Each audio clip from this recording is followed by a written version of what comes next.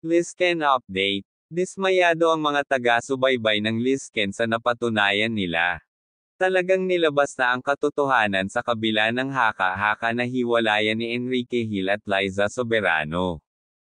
Ang nasabi dito 3 years na hiwalay ang dalawa at ang totoo si Liza ang nakipag-break kay Enrique Hill. Madami ang nasaktan sa katotohanan. Nawalan ng pag-asa na isyu lamang ang naririnig na hiwalayan ng dalawa. Sa lahat na nangyayari tahimik ang dalawa sa status ng kanilang relasyon, walang eskandalo na nangyari. Pero sa ngayon na lumabas na ang totoo, hindi maiwasan ng mga solid fans nila ang masasaktan at manghinayang para sa nabuo nilang relasyon.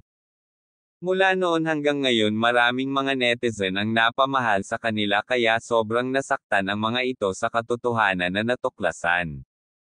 Pero sa lahat na nangyayari sa kanilang dalawa, nagsusuportahan pa rin ang dalawa sa kani-kanilang karera. Sa ngayon, marami pa din ang mga solid fans nila na nakakaintindi para sa kanilang dalawa at marami pa din ang naniniwala na mabuo uli ang Lizken couple.